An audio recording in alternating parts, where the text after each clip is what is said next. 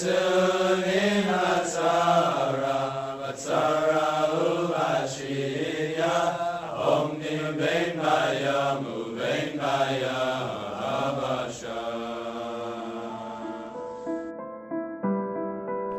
Holocaust was more than a Jewish problem.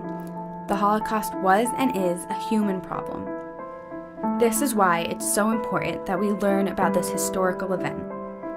But how can we study such a complicated subject? And how can educators teach the Holocaust more efficiently and successfully? Although the Holocaust took place some 70 years ago, it is a relevant story that teaches convoluted ideas of morality, ethics, and values. If we can understand the Holocaust, we may understand why people turn against their neighbors and what, if anything, we can do to prevent an event like the Holocaust from happening again.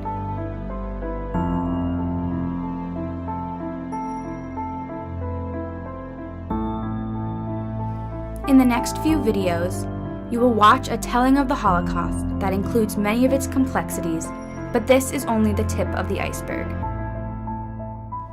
Unfortunately, the Holocaust is often simplified, but this catastrophic event was not as black and white as we may think. This was not a war of good versus evil, and it did not happen suddenly. From different authors and scholars, we can learn that the Holocaust was a gradual event and the result of many decisions by multiple people, and that these people were not inherently good or bad, but lived within moral gray zones. Take your history textbook, for example. Some older textbooks only include small definitions of the Holocaust without any context.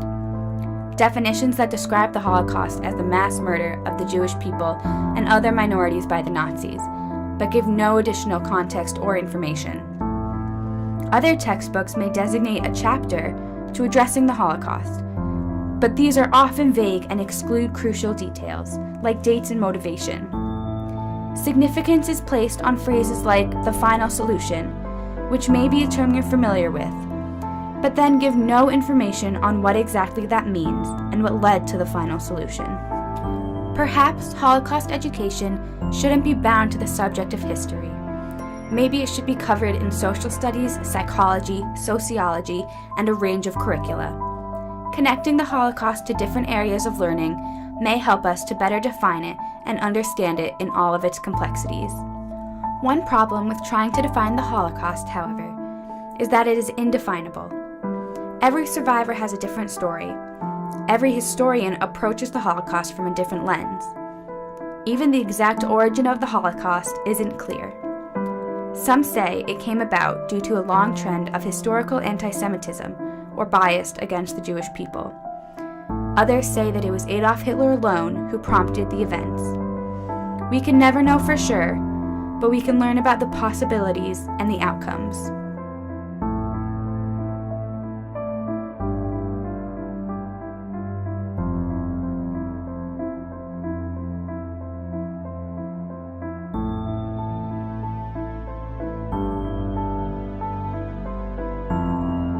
To comprehend the wider scope of the Holocaust, we should consider the following: that the Holocaust was an event of global proportions with worldwide repercussions. This means that while the Holocaust took place in Nazi-occupied Europe, it impacted many more than those directly involved, from all over the world, even after concentration camps were liberated. The Holocaust also happened step by step. It occurred over time with no clear beginning or end. The Holocaust was also intertwined with the conflicts of World War II, and while Jews were the primary targets of the Nazis, their fates were linked with those of other victim groups, like people with disabilities, Roma and Sinti gypsies, Polish elites, Soviet prisoners of war, and homosexual men. School history books don't explain the repercussions of the Holocaust, of which there were many. Instead, they focused on the immediate tragedies and eventual liberation. The Holocaust led to countless displaced people with nowhere to live, vast numbers of immigrants seeking new homes and shelter in new countries, and a long ripple effect that is still felt today. Books may not explain the context of the Holocaust, that while Hitler came to power in 1933, the Holocaust didn't truly start until the end of 1941.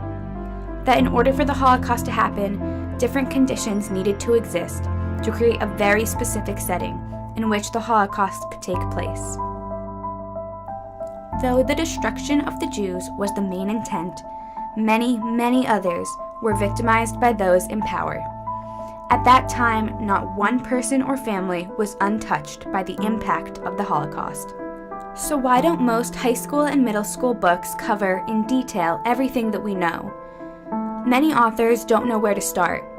Many believe that you're too young and the events that took place are too dark. And it's true. The events of the Holocaust were horrible moments of human history, but they did happen, and without the right information, the younger generation will never know how to react if something of this magnitude happens again. It is important to study the Holocaust, even at your age, because the people who started it were just like us. They were normal people with normal professions. They had gone to school and had families. They had their own beliefs and believed, for whatever reason, that what they were doing to other innocent people was the right thing to do. Your textbooks aren't wrong. Those in the Nazi Party were the biggest perpetrators of the Holocaust. Yes, the Jews were the most targeted of the victims. There was a decision called the Final Solution, in which those responsible concluded that the emigration of the Jews and other minorities was not enough, and so planned the mass destruction of the Jewish people. However, this happened much later on. No, your textbooks are not wrong, but there is so much more to know. While textbooks and historians may just be uncovering the surface of this topic, in the next few videos you will learn more about the depth of the Holocaust. In these videos, you may discover how and why did the Holocaust happen? Why were certain peoples targeted and others not? Who were some of the focal orchestrators of the Holocaust? What was the experience and response of the victims, as well as the experiences of the perpetrators? And what was the aftermath? It's okay if after these videos you still have questions. The whole world is still questioning the Holocaust. But let us begin here.